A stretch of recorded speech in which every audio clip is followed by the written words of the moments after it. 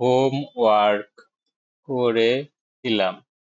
এই সেন্টেন্সে দেখো মোট দুইটা পার্ট আছে, একটা হচ্ছে মেইন ক্লজ আর একটা হচ্ছে সাবঅর্ডিনেট ক্লজ। তো যেই ক্লজটা ওয়েন রিলেটেড কোশ্চেনের অ্যান্সার দিবে সেটা অবশ্যই সাবঅর্ডিনেট ক্লজ বা অ্যাডভার্বিয়াল ক্লজ অফ টাইম হবে, ওইটা কখনো মেইন ক্লজ হবে না। তাহলে হোমওয়ার্ক করেছিলাম, কখন হোমওয়ার্ক করেছিলাম? ডিনার খাওয়ার আগে।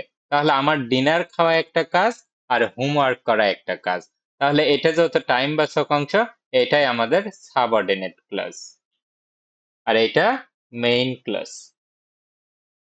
তো এখানে দেখো অতীতে সংগঠিত দুইটা কাজের তুলনা। অতীতে সংগঠিত অপেক্ষাকৃত যে কাজটা আগে হয় সেটাই পাস্ট পারফেক্ট হয়, অর্থাৎ আগে হোমওয়ার্ক করছি, এটা টেন্স হচ্ছে পাস্ট পারফেক্ট। আর আমি ডিনার খাওয়ার আগে, এটা যেহেতু মেইন ক্লজটা পাস্ট পারফেক্ট, তাহলে বিফোর ক্লজটা এই যে এখান থেকে আমরা বুঝতেছি এখানে একটা বিফোর বসবে। তো মেইন ক্লজ পাস্ট পারফেক্ট হইলে বিফোর ক্লজটা অবশ্যই পাস্ট ইনডিফিনিট হবে, অর্থাৎ এই কাজ যদি আগে হয় এই কাজ অবশ্যই পরে হবে। আর এই বিফোরটা আমি ডিনার খাওয়ার এই ক্লজের অংশ এবং এটা শুরুতে বসবে। তো এখানে দেখো দুইটাই অ্যাক্টিভ টেক্সচার। এখানে হোমওয়ার্ক করেছিলাম মানে একটা আমি উজ্জে আছে, আমি হোমওয়ার্ক করেছিলাম। তাহলে তোমরা যে কোনোটাই শুরুতে লিখতে পারো। আচ্ছা, আমি হোমওয়ার্ক করেছিলাম মেইন ক্লজটাই লিখি, তাহলে সেন্টেন্সের সাবজেক্ট লিখলাম আই। আচ্ছা, এরপরে এটা কি হবে? এটা অবশ্যই পাস্ট পারফেক্ট টেন্স করতেছি আমরা, মেইন ক্লজটা হবে পাস্ট পারফেক্ট। তাহলে আই, এটা যেহেতু পাস্ট টেন্স, তাহলে আমাদের পারফেক্টের জন্য যে হ্যাভটা আসবে সেই হ্যাভটা হ্যাড হয়ে যাবে, আই হ্যাড। আচ্ছা, done or completed, I had done my homework.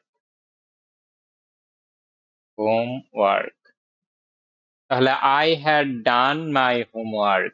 এরপরে আমাদের সেকেন্ড ক্লজ আসবে বিফোর, আই অ্যাট।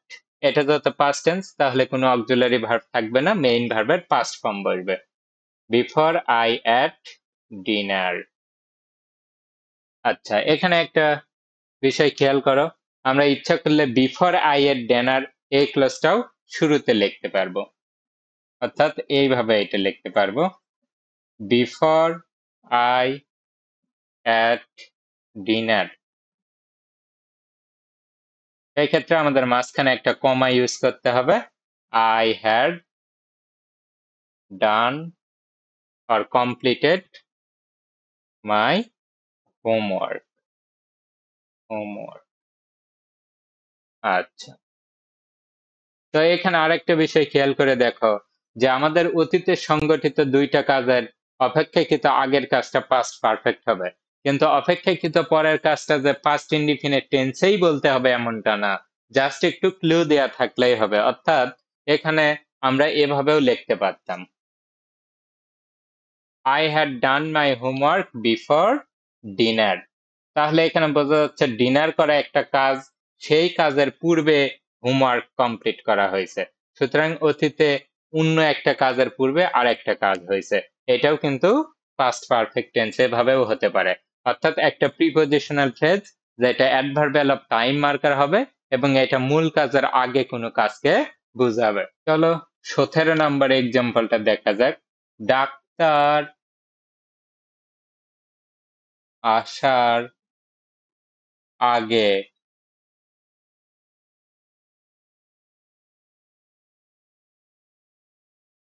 রুগীটিকে হাসপাতালে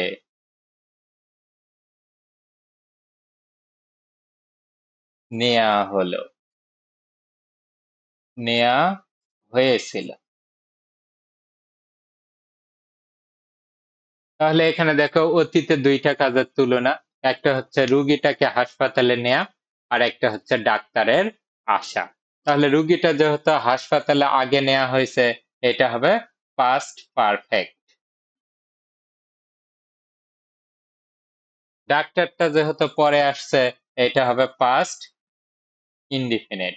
এটাই আমাদের সাবঅর্ডিনেট ক্লজ, কারণ আগেটা এর সাথে যুক্ত আছে অথবা এই ক্লজটা মেইন ক্লজের কাজ কখন হবে সেই কথা বলতেছে। ক্লজ লেভেলে এগুলো আমরা ক্লিয়ারলি পড়াইছি। এখন চলো আমরা প্রথমে মেইন ক্লজকে যদি সামনে নিয়ে লিখি, রুগীটিকে হাসপাতালে ভর্তি নেওয়া হয়েছিল। এখানে রিলেশনশিপটা হচ্ছে প্যাসিভ রিলেশনশিপ, অর্থাৎ রুগীটা নিজেরা হাসপাতালে ভর্তি করায়নি, নিজেরা হাসপাতালে নেয়নি, অন্য কেউ নিছে। তাহলে দ্য পেশেন্ট।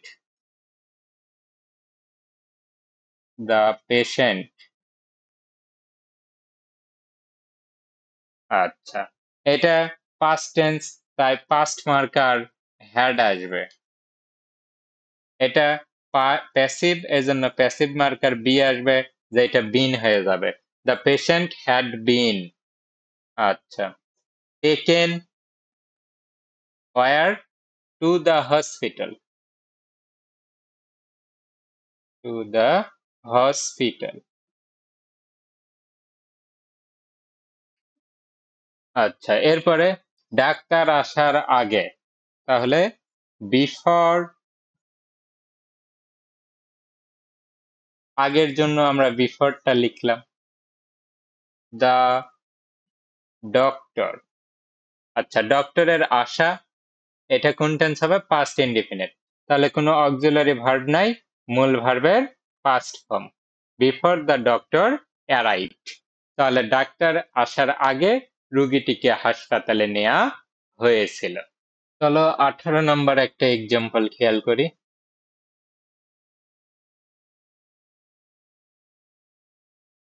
তারা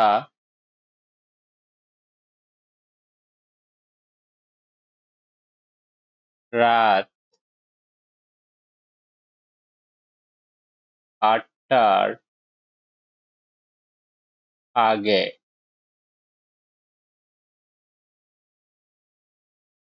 স্টেশনে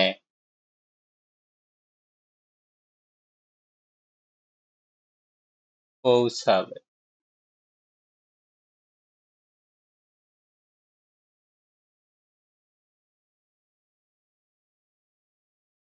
আচ্ছা, এখানে দেখো তো সাবজেক্ট কোনটা? সাবজেক্ট হচ্ছে তারা। রাত 8টার আগে, এটা হচ্ছে অ্যাডজাঙ্ক্ট মানে টাইম বাচক অংশ। স্টেশনে, এটা প্লেস বাচক অংশ, এটাও একটা অ্যাডজাঙ্ক্ট। আচ্ছা, আর অ্যাডজাঙ্ক্টের অর্ডার আমরা যেটা বলছিলাম এমপিটি, ম্যানার প্লেস টাইম। এখন দেখো, ভবিষ্যতে একটা নির্দিষ্ট সময়ের আগেই একটা কাজ হয়ে থাকবে, এমনটা বোঝালে আমরা ফিউচার পারফেক্ট টেন্স ইউজ করি। তাহলে এখানে আমরা দেখলাম যে 8টার আগেই কাজটা হয়ে থাকবে, তার মানে এটা ফিউচার পারফেক্ট। তাহলে টেন্সটা হচ্ছে ফিউচার পারফেক্ট। কারণ পৌঁছানোর কাজটা যেহেতু তারা নিজেই করবে, তাই এখানে মুডটা হচ্ছে অ্যাক্টিভ। আচ্ছা, তাহলে আমরা এখন তারার ইংরেজি দে সাবজেক্ট লিখলাম।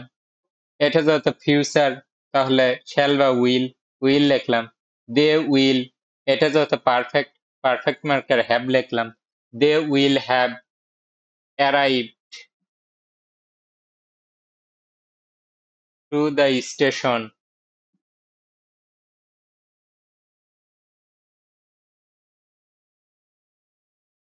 আচ্ছা, এখানে নির্দিষ্ট সময়ের আগে বোঝাতে আমরা বাই প্রিপজিশনাল ফ্রেজ ইউজ করতে পারি।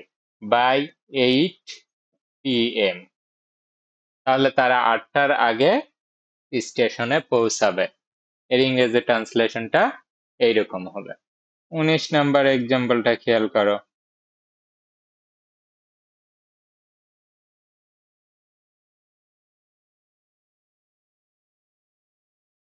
তুমি আসার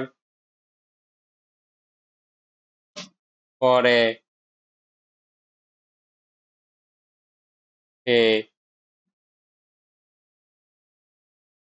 স্কুলে যাবে। আচ্ছা, এখানে দেখো তোমার আসা একটা কাজ এবং তার স্কুলে যাওয়া একটা কাজ। তাহলে এখানে কোনটা মেইন ক্লজ?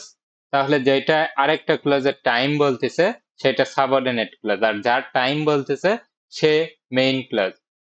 কখন স্কুলে যাবে? তুমি আসার পরে। তাহলে এই পরে যার সাথে থাকবে সেটাই হচ্ছে সাবঅর্ডিনেট ক্লজ বা adverbial clause of time.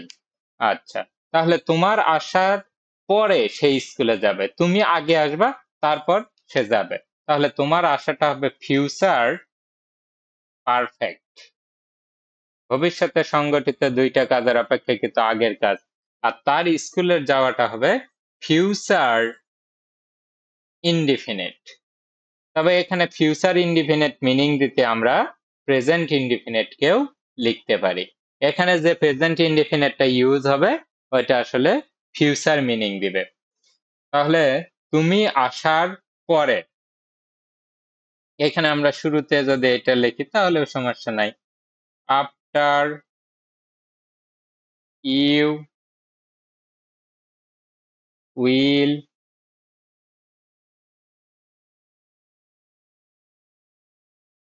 Have come, তাহলে একটা কমা ইউজ করতে হবে, তারপরে সে স্কুলে যাবে। She will go to school. অথবা আমরা যদি প্রেজেন্ট ইনডিফিনিট লিখি তাহলে শি গোস টু স্কুল। তো আশা করি এই যে ভবিষ্যতে নির্দিষ্ট সময়ে আগে সম্পাদিত কাজ অথবা ভবিষ্যতে একটা কাজের আগে যে কাজটা ঘটবে সেটা ফিউচার পারফেক্ট টেন্স হবে, এই বিষয়টা তোমরা খুব ভালোভাবেই বুঝতে পারছো। 20 নম্বর এক্সাম্পলটা খেয়াল করে দেখো।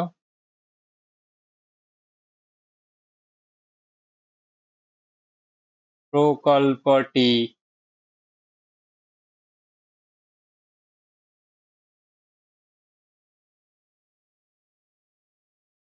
ডিসেম্বরের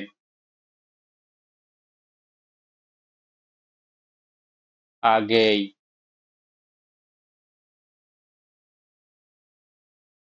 শেষ হয়ে থাকবে। আচ্ছা, তাহলে এখানে কি হবে? কাজটা ভবিষ্যতে কমপ্লিট হয়ে থাকবে। তাহলে এখানে প্রকল্পটি হচ্ছে সেন্টেন্সের সাবজেক্ট, ডিসেম্বরের আগেই এটা হচ্ছে অ্যাডজাঙ্ক্ট, টাইমবাচক অংশ, শেষ হয়ে থাকবে মানে ভবিষ্যতে কমপ্লিট হয়ে থাকবে, এটা হচ্ছে আমাদের ফিউচার পারফেক্ট টেন্স। এখন দেখো প্রকল্পটা কি নিজেই নিজেরা শেষ করবে না অন্য কেউ শেষ করবে? অবশ্যই অন্য কেউ শেষ করবে, সুতরাং এদের রিলেশনশিপ হবে প্যাসিভ রিলেশনশিপ। তাহলে এখানে সবই ঠিক আছে, শুধু রিলেশনশিপটা হবে প্যাসিভ। এখন আমরা সেন্টেন্সের সাবজেক্ট লিখব। প্রকল্পটি, দা প্রজেক্ট।